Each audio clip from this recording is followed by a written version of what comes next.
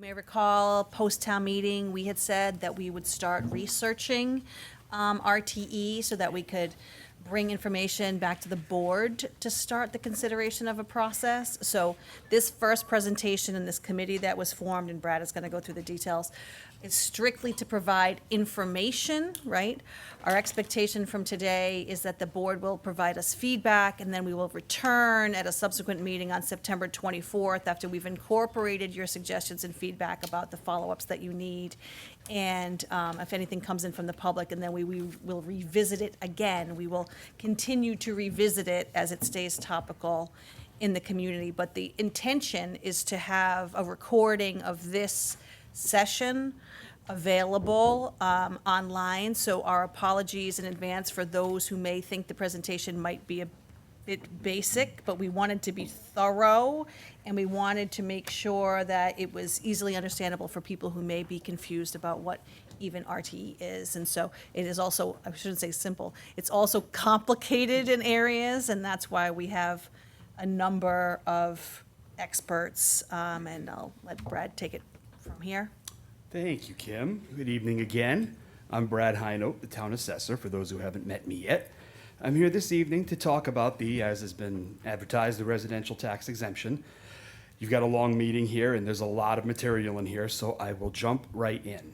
But before I do, I'd acknowledge the names. As Kim mentioned, we had a working group for this. I'd acknowledge the names that you're seeing on screen right now. At her direction, this group of folks has met multiple times to dig into the RTE's complicated machinery. The presentation you're going to be listening to here is a direct result of all of their efforts.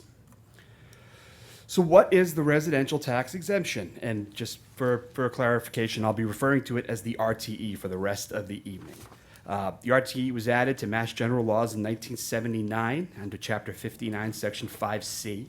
As the next point says, the RTE is a mechanism that shifts a portion of a community's residential tax burden away from taxpayers who own and occupy their home in Orleans as their primary residence to all other non-primary use residential taxpayers, such as, for instance, seasonal residents and the owners of vacant lots. This burden shift occurs entirely within the residential class. So owners of commercial property, industrial property, and personal property, their taxes are not impacted if the RTE is accepted. The RTE must be accepted annually by the Select Board at the annual classification hearing. So as we started digging into the RTE, the first thing we sought to figure out was how many of Massachusetts' 351 communities actually have the RTE in place. So in fiscal year 2025, 19 communities accepted the RTE. And as has been mentioned tonight, another one, Eastham, has voted to accept for fiscal 26. So my working total for this was 20 communities. Now, looking at the list of communities, which you'll see soon, it became apparent that they were coalescing around 2 areas of the state, 10 communities in the Boston metro area, and 10 on Cape Cod in the islands. In the metro, what we did is we just kind of tried to put together a little demographic, very quick snapshot of these communities, of these regions. For the 10 communities in the metro Boston region, the communities boast a population of just under 1.2 million. And again, that's just these 10 communities you'll see on the next slide. Their combined tax base is 72% residential. All of these communities split their tax rate, which means that they elect to charge their residential taxpayers a lower tax rate than their commercial, industrial, and personal property classes. Within their residential class, approximately 28% of the properties are multifamily, which combined with their single family and condo classes leads to about 45% of all residential properties not being used as the owner's primary residence. Here on the Cape and Islands, much smaller population, 109,000, and 92% of our value is residential, except for the Hyannis Fire District. All of us have single tax rates, which means all of our classes of property are taxed the same. Only 2% of our residential class is multifamily, but the single family and condo classes dominate. But in those two, well over 50% of those classes are non-primary uses. So we're talking seasonal properties and rentals. So here's that list of properties. The percentages you see next to each name are the residential exemption they've chosen for fiscal '25, except for Eastham with the asterisk next to it. It's Boston and quite literally 8 communities around it until you get to Concord, a little bit out to the west. And then the selection of Cape and Islands towns are listed as well. We've talked a bit about who has it. Let's talk a bit about why we're talking about it here in Orleans. We are in part of that region that has a high number of second homes or non-primary use homes. The RTE has been part of local tax policy discussion for nearly a decade as part of the larger conversation around maintaining affordability for our year-round residents. Tax burdens on year-round residents, particularly in seasonal communities and college towns like the ones who've taken the RTE thus far, have only increased. This was brought to everyone's attention in 2025 at our town meeting in May, where a citizens petition article passed and encouraged the select board to examine the effects of RTA implementation here in Orleans. So that's what we're doing. First, we'll look at what our property value strata look like, what our properties assessed for in Orleans. Our average residential value is the second highest on the Cape. It's a little less than 1.2 million last year. And as we'll soon get to, your property's value plays a large role in how much you are impacted by the RTE if we choose to accept it. Of our nearly 4,900 improved residential parcels, that just means the ones that have houses on them, our best estimate, or my best estimate, is that 54% of them are used as the owner's primary residence. These primary residents own approximately 56% of all property valued at less than $2 million. Above this price point, our seasonals, our renters, our non-primary taxpayers take over as the majority of the ownership class. We'll revisit this table in a little while as we get into some of the more mathy things we have to get into. Excuse me, can I just interrupt for a second? I think for people like me who had an older version of this, there may be a slight difference. So I apologize that the one in your packet has been updated, I've been working on this after it went to press just to try to clarify. But as you see, I've added a column in there to kind of segregate the 1 million. Oh, well, it's wrong. But it's 1 million to 1.5 and then 1.5 to 2. Mm-hmm. Never be your own proofreader, folks. Mm-hmm. So that's what we're looking at here. You good, Meth? Yes, I just wanted to make sure everybody understood that. So we'll jump into how the RTE works. Properties that qualify for the RTE have a portion of their property's assessed value exempted from taxation.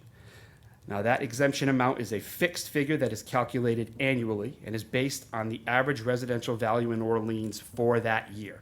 So that means that every property that qualifies gets the same exempted amount off of their property value. That amount is subtracted from each qualified property's assessed value before taxes are calculated. Because the RTE subtracts residential value from taxation, the residential tax rate has to be increased to make sure that we collect the full tax levy we all agreed on at town meeting. And I added a bit in there that the RTE is revenue neutral, meaning acceptance or whether you accept or don't, you're not collecting more taxes on everybody. It's the same number. We're just shifting how much gets paid by who. The RTE can be combined with other exemptions. In Orleans, we offer a disabled veterans exemption. We offer sight impaired exemptions. We offer a low-income senior exemption. These exemptions all reduce taxes by a flat amount. The RTE can be combined on top of them to further reduce tax liability. If accepted, taxpayers would see the impact of the RTE on their January and April tax bills. So this is how you would qualify. It's a fairly simple process. The taxpayer has to complete an application just one time. Once I qualify a property for the RTE, I would not expect to change that status until the property is either sold or transferred or something is recorded that makes me question whether they should have it or not.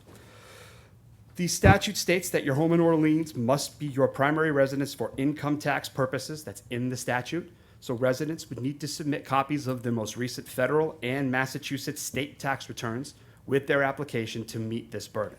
All income and personally sensitive information on these forms should be redacted. I don't want to see your income. I don't want to see your social security number.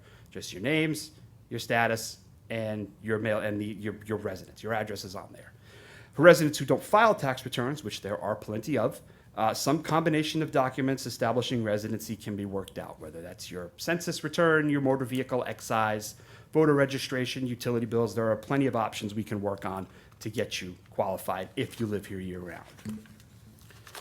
Include some information about trusts and LLCs because early press coverage on our prior discussions on this made this into a question. It's pretty frequently asked. Starting with LLCs, under Mass General laws, LLCs are considered a corporate form of ownership as distinct from personal ownership of property.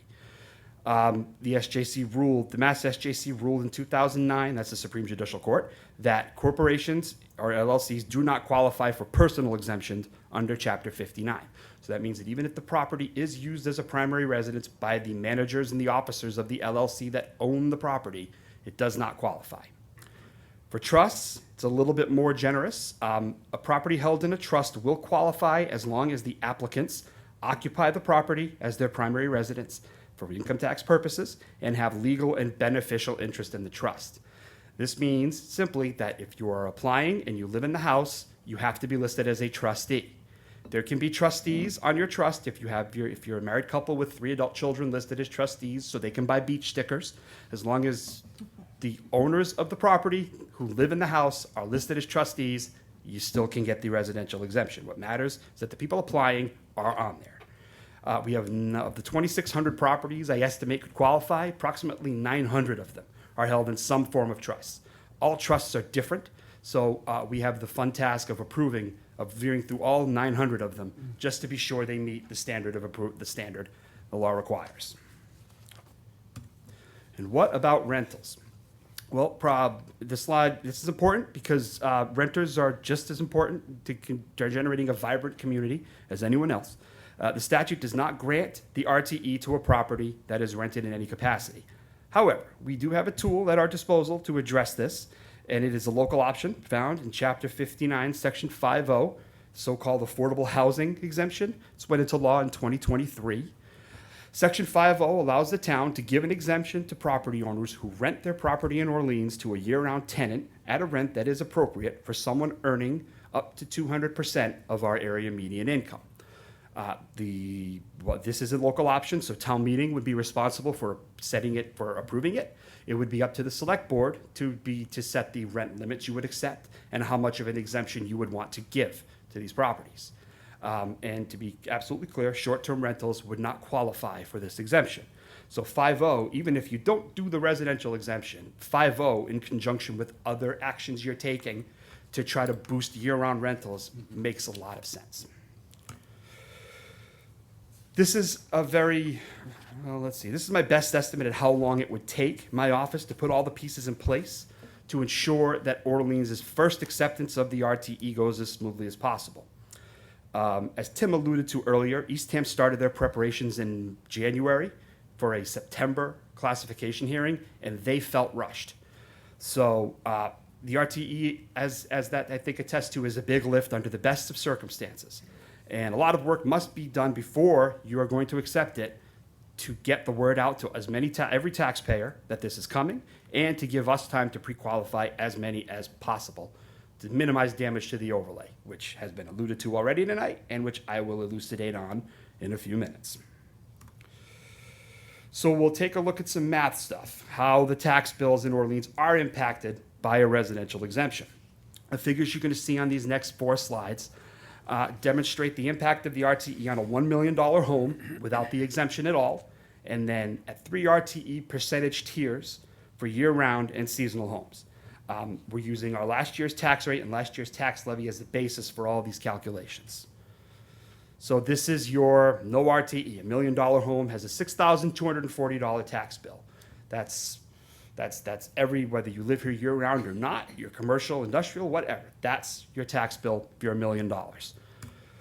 This is what a 5% RTE does for $1 million property. Oops, excuse me. There you go. I meant to have the laser pointer up. This $59,000, this is what a year-round residence tax bill looks like. This $59,000, $398, that is 5% of last year's average residential value. Every property, no matter what they're valued, gets this off of their value. So less that, you have a taxable value of just over 940 grand. As you see, your tax rate has increased because you've removed some of the value you're taxing to get your levy. So that results, even with the increased tax rate, the net result, if you hadn't accepted the exemption, you'd save $220 on $1 million house. Our seasonal neighbor, who does not get the exemption at all, simply pays the higher tax rate and sees this sad $160 tax increase. Pretty straightforward. These next few slides, yes, Mark?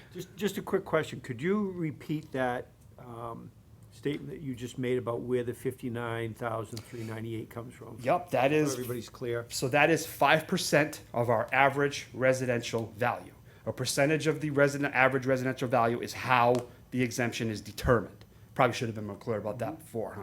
So it's the mean as opposed to a median value? Correct. Right. The statute requires the average. Yep. Gotcha, thank you. Yep. So, moving on to a higher residential exemption tier. At 20%, instead of 59,000, now we're taking 237,000, almost 238,000 off. That results in a lower taxable value, an increased tax rate again, because more value has been taken out of the equation. But you get, and you still net out with a lower tax bill, a savings of 957, as opposed to if you hadn't accepted at all. Still, our seasonal neighbor pays the higher tax rate, gets a higher tax increase as a result. And we finished this one off with a 35%. We did 35% because that's the highest anyone on the Cape has gone right now. Although we are a seasonal designated community, so we are able to go up as high as 50% of the average residential value if we want. But no one's done it yet, so we're sticking within the realm of what we know is happening. And once again, that's a big chunk of your $1 million property that you're not paying taxes on now, at 35% of our average residential value.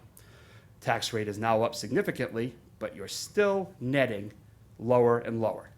So at a 35%, you're looking at $1 million property saving $1,800 in taxes, as opposed to if you hadn't accepted it all. And once again, our neighbor is just taking it all the time. So, I told you would see this slide again. So now what you do, because you've seen what the RTE kind of does to taxes, this will give you a little bit more of an idea of how many properties you're looking at that would benefit. So in that primary row, which is all the properties that would qualify, those first 4 columns, everybody in there qualifies for this basically. Adding in also about 109 properties in that $2 million to $5 million range on the low end of it.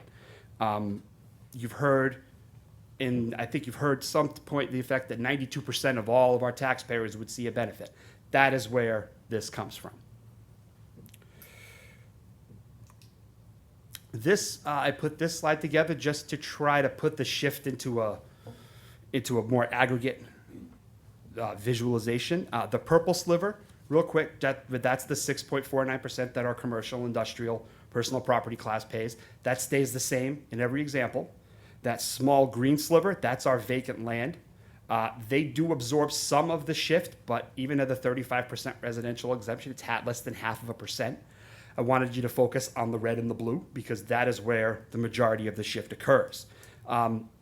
At a no residential exemption, our seasonal residents are paying 46% of the tax bill for the town, for the residential class. We just do a 5% exemption, that goes up 1.3%. That's 1.3 you're taking away from residents to give to the non-residents. At a 35%, that shift gets up to almost 10%. So this was just an attempt to put that, the pie kind of in your head, so you'd see what you're shifting precisely. We'll close the math stuff with a comparison of how we look against the 6 communities on the Cape that do accept the residential exemption, and I was able to do it for Eastham. I wasn't aware that Chatham was diving into this, or I would have done something with theirs as well. But I just found that out as I was sitting in the audience today, so maybe next time. So those are the exemption percentages they've chose. You should know those because this slide, that's a lot of numbers. So I'll walk through what you're looking at here. That first column, average res value FY25, those are the average residential values for all of our towns. The next column, that's their primary residential percentage. That's how much of their property estimated is occupied year-round. After that, you're looking at the residential percentages, the exemption percentages you just saw on the prior slide. And that's how many applications those towns, for Eastham and us, it's an estimate. For the other ones, those are hard numbers, rounded up. So we're gonna stick with our $1 million property. If you look at the rates where no RTE is, those are the tax rates that those towns would have charged residential properties if they weren't accepting the exemption. Moving over into with the residential exemption, those taxes reflect the exemption percentages they are using. So we'll just do Barnstable. An that $782,830 value you're seeing, that is $1 million property minus 25% of that average residential value, which is $868,680.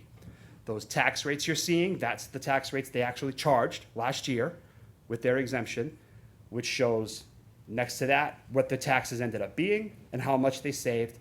And then in the non-primary column, that's what a seasonal resident had to pay to pick up the tab. I think the interesting thing about this tab is that you can see how the residence disparity really plays in. And I would draw you to Provincetown and Truro, which both accept at 35%. And if you look at the last column, New Orleans is 35%. You can see our savings aren't that far apart. That's largely because our average residential values are pretty close together. But the impact on a non-resident in Truro and Provincetown is significantly less, largely because there are more seasonal residents to pick up the tab than there are in Orleans, where the impact is more noticeable. So the first line here, the $6,000. These are the costs I would anticipate we're going to incur if we're going to get into this. Tim again has alluded to some of these costs. That's $6,000. That's how much it would cost to to get our software provider Munis, who does all of our tax bill software. They have to teach it how to calculate our tax bills with the exemption included, and they've already quoted me that plus 3 months of lead time, and then I would need time to test it to be sure that our bills actually work. $15,000 in estimated additional staffing costs to process 2,600 applications. Don't know what form that will take, but it will be more time on our more time that we will have to spend outside of normal business hours to get through the volume of applications. $5,000 for additional postage. That's mostly a mailing to tell people, residents and non-residents alike, hey, this is coming.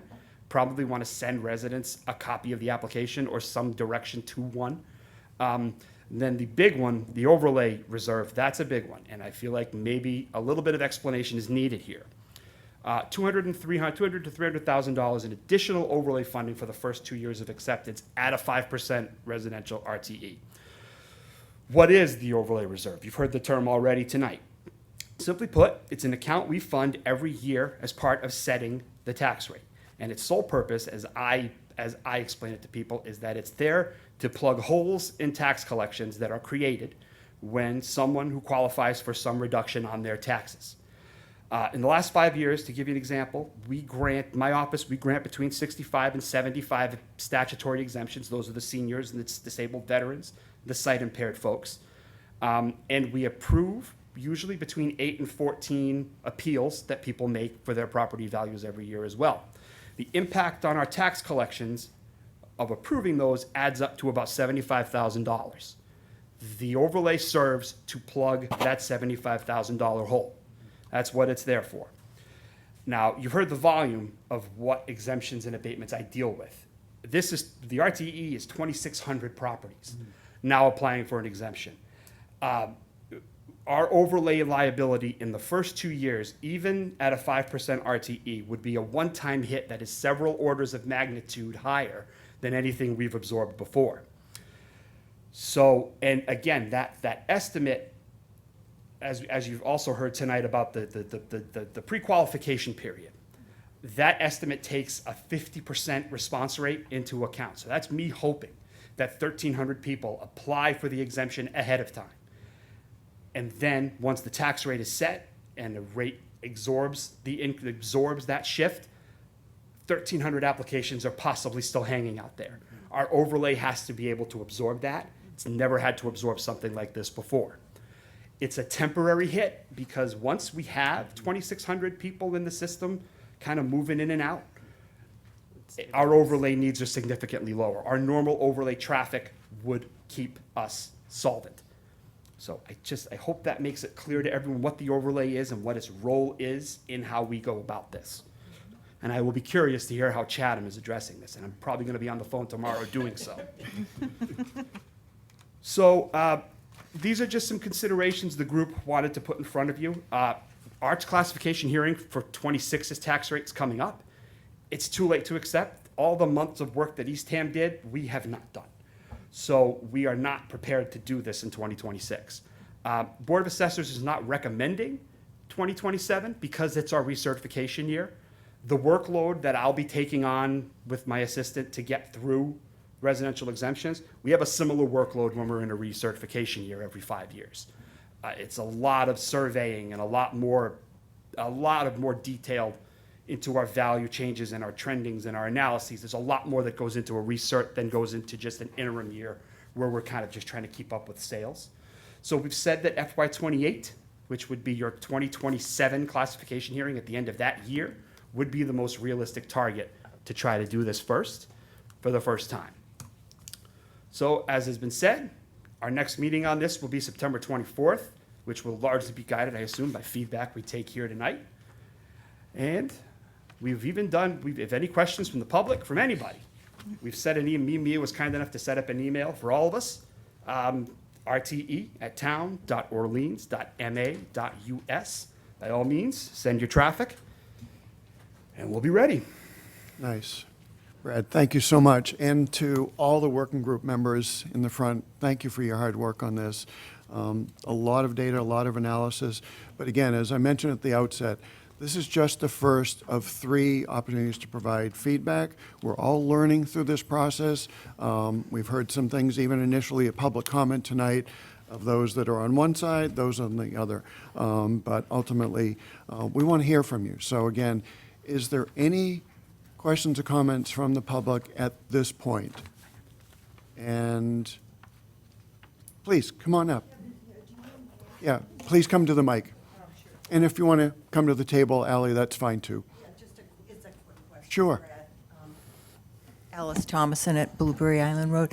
Great work, everyone. Brad, do we have a kind of a crosswalk between those properties at 50% non-year-round homeowners in terms of the rental market?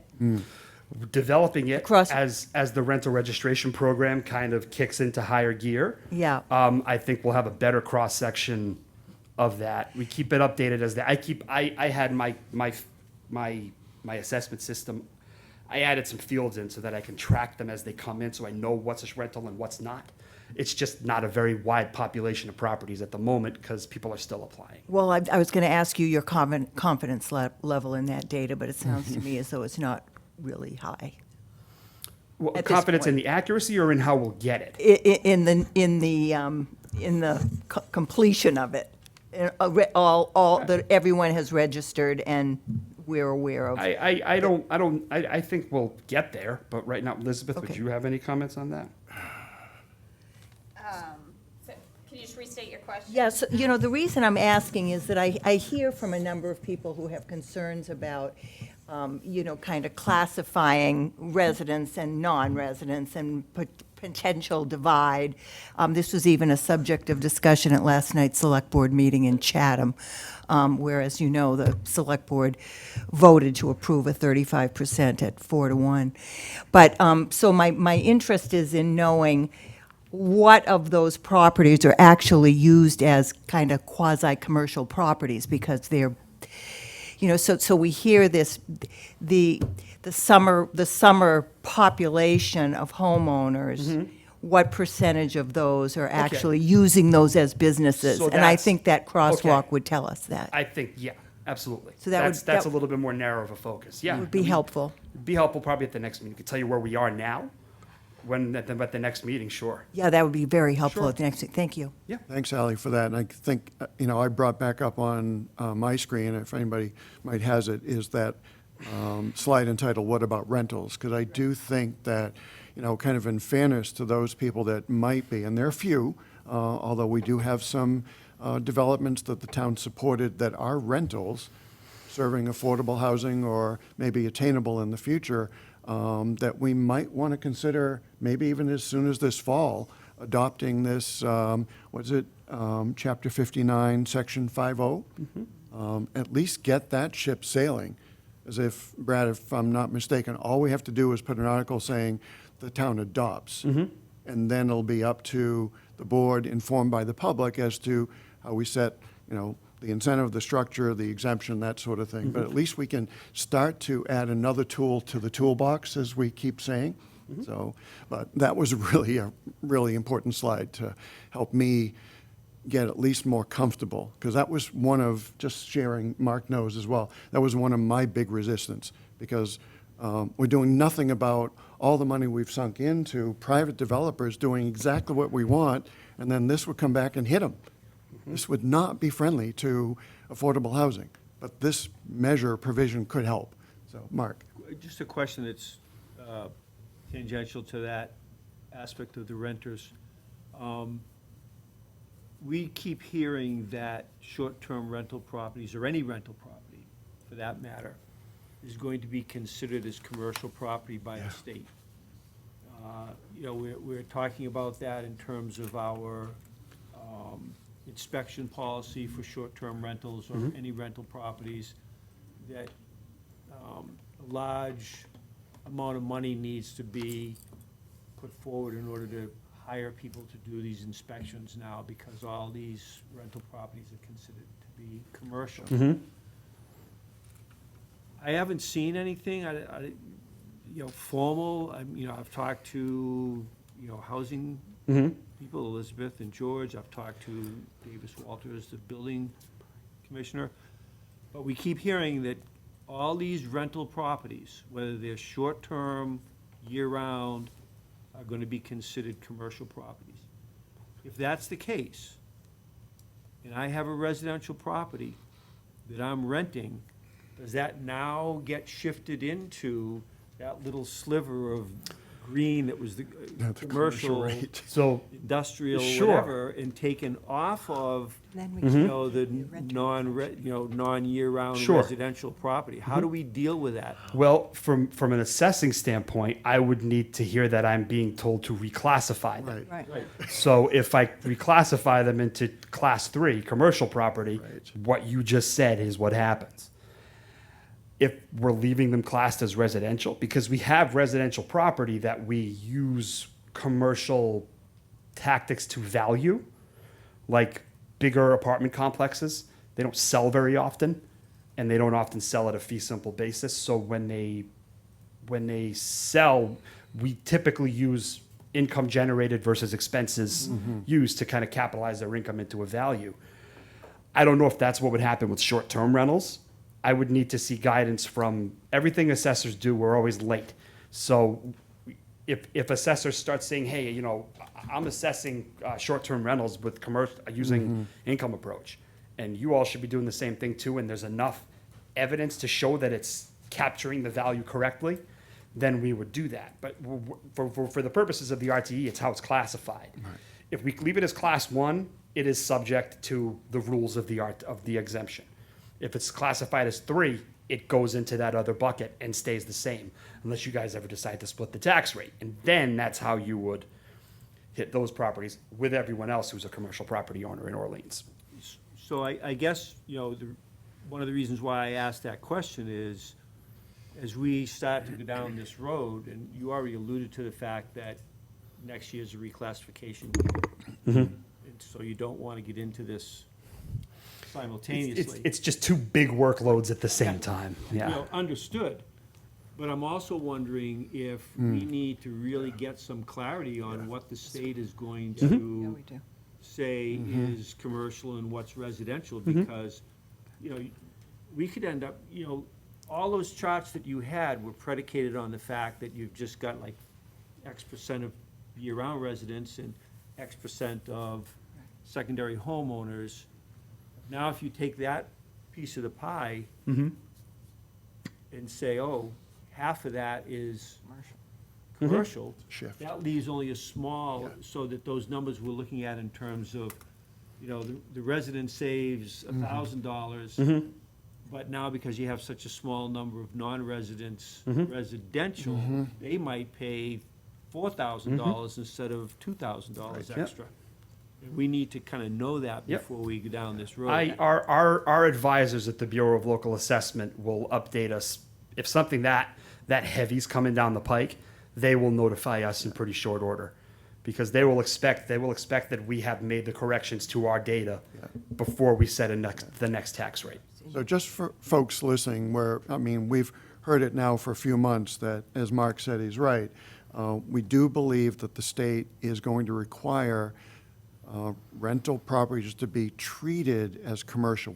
We're not sure what that means. Is Yeah, it just that's- for purpose of building code and inspections, or does it morph over to valuation, assessment, and classification that Brad's world is? So And so, Elizabeth, so I have not heard that. So I think what we do know is that the latest edition of the building code is treating short-term rentals as, they're putting them in the same class as, say, hotels or multifamily properties. So, and thus requiring additional inspections of them. That is my understanding.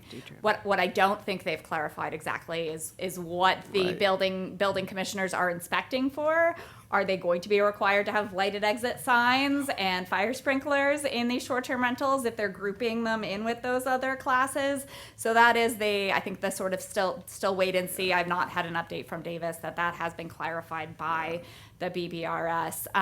So again, that is for short-term rentals. What we have been talking about, and the last time I came here to talk to you about short-term rentals, was the fact that Orleans is one of the few towns on the Cape that does not have a comprehensive rental inspection program. So whether it is a short-term rental, a seasonal rental, a long-term rental, what I heard from you was that we need to prioritize, life, health, safety inspections of these. And we've been working on that. Alex and I are actually going to Board of Health tomorrow to talk about continuation of that program. I have not heard about the idea that is continuing over to assessments, but Right. but again, I think it's an excellent question and could be an open one.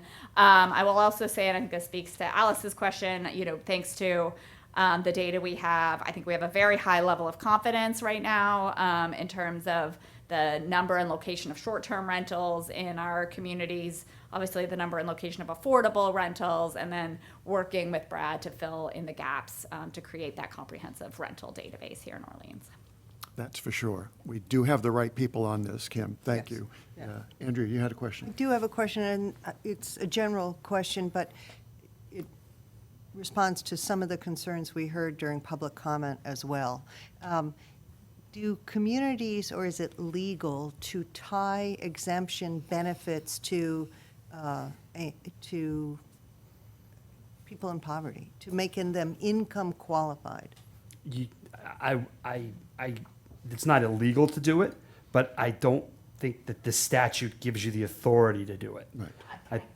Yeah. So for rentals, if that's the Well, line of questioning. It's for both, because as we've identified, there are people who are house poor in this community, who are struggling to pay their bills, and and there are people who may have not be so burdened by a tax bill and comfortable enough that it would play havoc with how you figure out who gets what tax rate. But I wondered what our other tools were. I will, let Brad clarify on the ownership side, but regarding 59O, the affordable housing property, it is the affordable housing property tax exemption.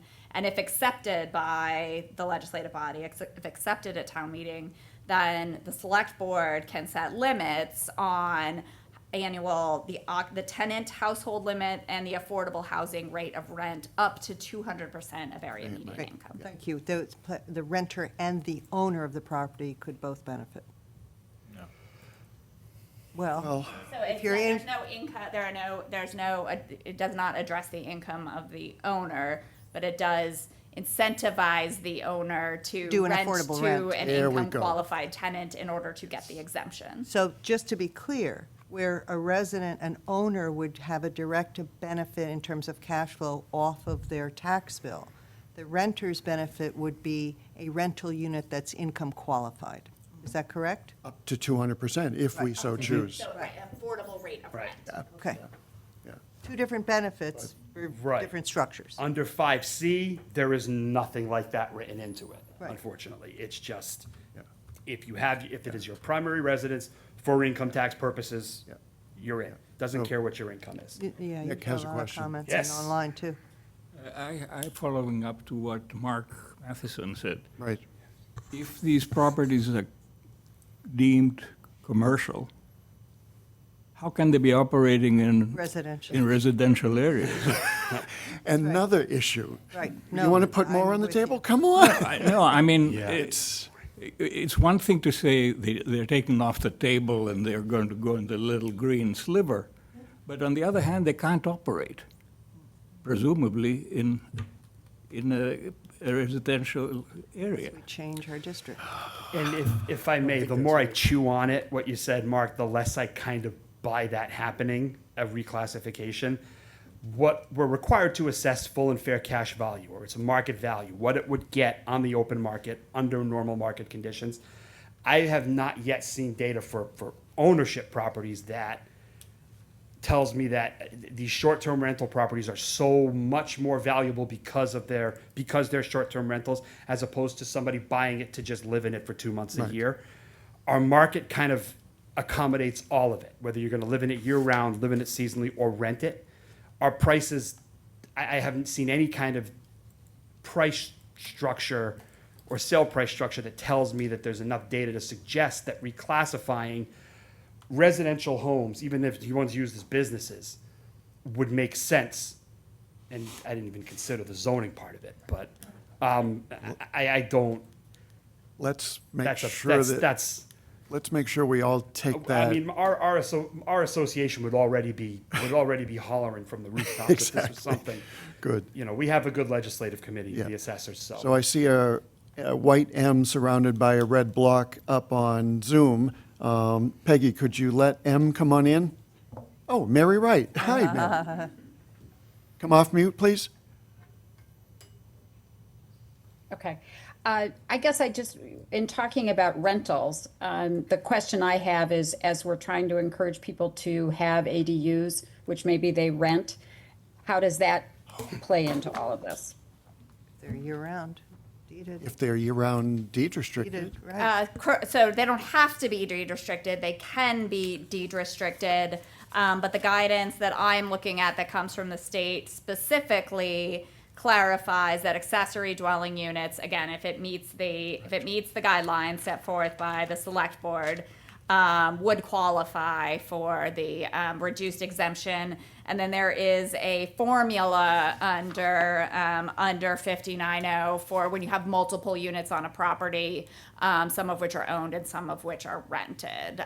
So there's essentially a formula that is applied And to each unit. That's and if we did adopt that under 59O. affordable housing exemption 59, section 50. Correct, but does specifically say accessory dwelling units can qualify if rented year-round. Thanks, Mary. Any other Thank questions you. while you're on? Okay. You're still on I was mute. just going to say, it is beginning to rain, yes. So Yay, thank you for that. The We chief love of- to hear that. All right, again, this is an awesome job. Oh, go ahead, Mev. I just had a couple of little questions for Brad, and then a request for information for the September meeting on this. The trust question, the ownership, in order to qualify, the person living there has to be a trustee, they can't be a beneficiary? Trustee. So, That establishes legal interest. okay. And the other question was, is it possible, in terms of the staffing or the work required to implement this, to contract that out and not put the burden on your department at all? I suppose it's possible. I don't know what it would cost, but And would you trust it? that's, In any case, I did want to say that this was a great presentation, and the explanation of the overlay was the best one I've heard yet. It's a very hard one to I stayed understand. away from, I stayed away from a balloon metaphor. I said, no, just, So my request, though, Mr. Chair, is in September, is that, you know, I've been a supporter of this for a couple of years, and my view of this is not the situation that we're in today, but the one that we're going to be in 3 years from now or 5 years from now. So trying to marry these numbers or put side by side these savings with what's coming down the pike in terms of capital expenses on people's tax bills. And you've seen the work that I did with you and with Scott Walker. Yep. So, you know, just kind of as an example, in your $1 million home, the tax savings, well, at least on this spreadsheet, was $1,200 for that $1 million assessed house. And with Scott, we worked out, you know, what would be the Yeah. tax impact of a wastewater borrowing of $125 million and Yep. a fire station of $50 million and a elementary school of $50 million. You take those three, and that about balances out. So the benefit of the real estate tax exemption for me is trying to offset what's coming down the road for people in town, not to offset where we've gotten to just today. And so in terms of the next meeting, if some effort could be made to show what the sort of identified capital projects coming down the road are going to do to $1 million property's tax bill. Okay. Michael, I know you had put together a batch of questions. Yes, thank you, Mr. Chair. tried to get to most of them. You did, and I appreciate that. You guys asked for questions, and I got them. One thing I didn't, at the beginning, when you do the comparisons, you do it for the Cape and Islands. But Yeah. then later on in the presentation, when you just do it for the Cape. Is it possible to also look at that with the islands too, just so it's consistent when Sure. we're comparing apples to apples? Sure. And do any of the communities have a cap of the local resident home values? I know there's been some conversation in the past, say you have a $2 million house or Mm-hmm. 2+ that is a resident home, that wouldn't qualify? Or is every town different? We all go by the language of the statute, which is just, if it's your domicile, that's it. The statute doesn't speak to any kind of limit. It's just, Yeah. though the only limit is really the mathematical, will be what I've referred to before as the break-even point, where your value is so high that the exemption with the new tax rate just nets you at zero. Right. And that's the only real cap as far as who would benefit from it. The statute doesn't let us just kind of say, at a certain point, you're out, though. So it's just benefits for residential, whether it's a $5 million As you fi- residence it's- house? Well, you're still $5 million getting- house doesn't benefit because their value's too high. That's what I'm trying to say. Yeah. What is the limit on the value? Well, there's no limit. It's just, oh, you mean, I'm sorry, you mean the break-even point? Break even. I'm sorry, Mike, I'm misinterpreting Yeah, you. yeah. The break-even point for us is right now is just a little under 2.4 million.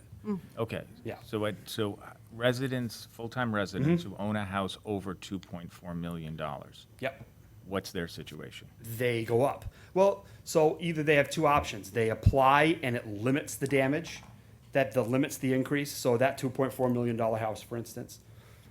If they apply, they hold with what they would have paid anyway. Okay. Because the increased tax rate and the exemption they got nets them at zero. If they don't apply, their taxes go up the same as any non-residents would. So Okay. that's the encouragement for someone in a $5 million house to apply. It just kind of limits how much you go up. And is that what other communities are doing? So Eh, basically, that's what we we're have to do. multiplying our average, Yeah. you have to do that. We You're have to do Multiplying that. your average house at 1.87, whatever it Yep. is, 1.87, and Right. multiply by 2. Okay. Yep.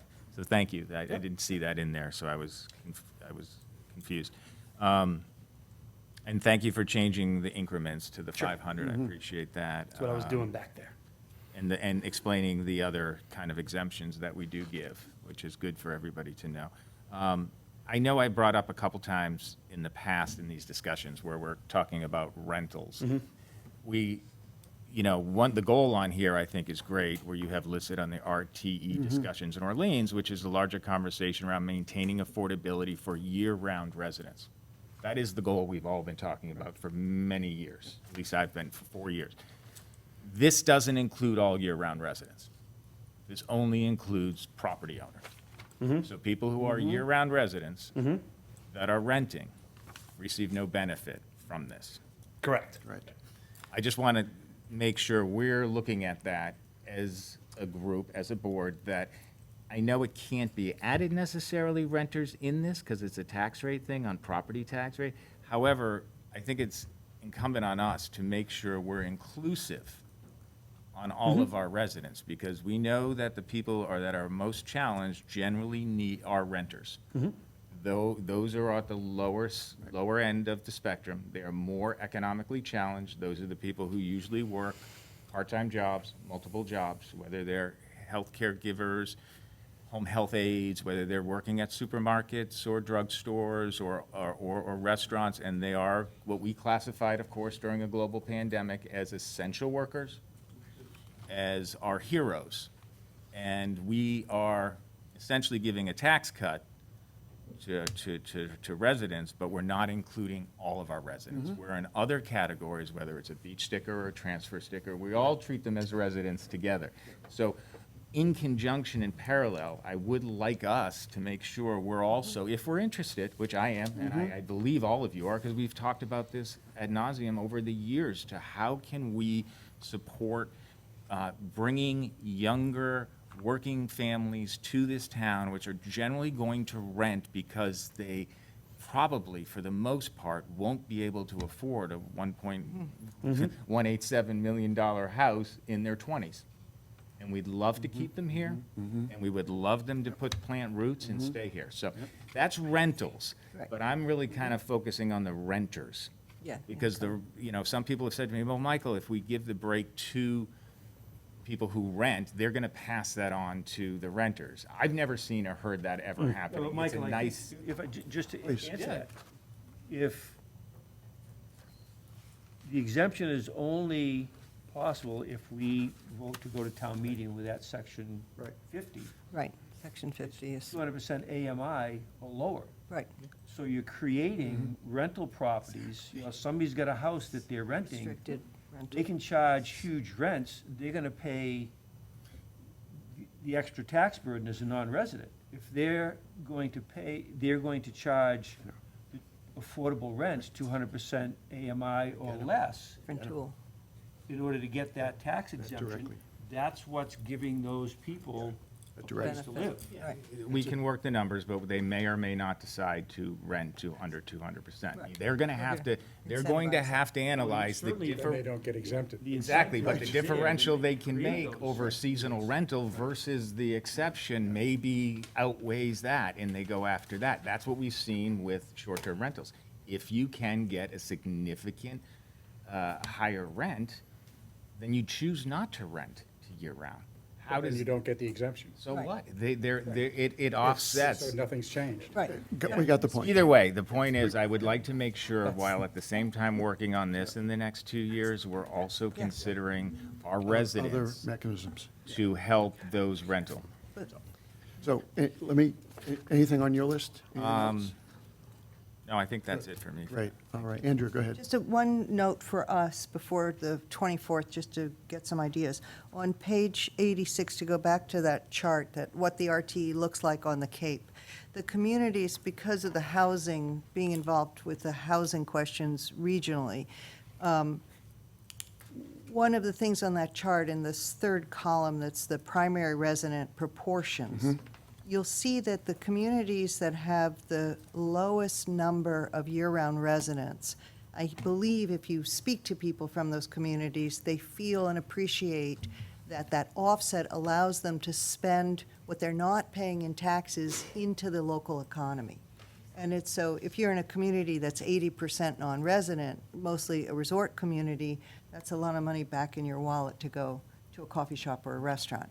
My concern for us is that like Barnstable, at 52% of primary residency not at 20% like Provincetown, what is the value or the message that we say, that we give back to people who want to be, who are supporting the community but not here full-time?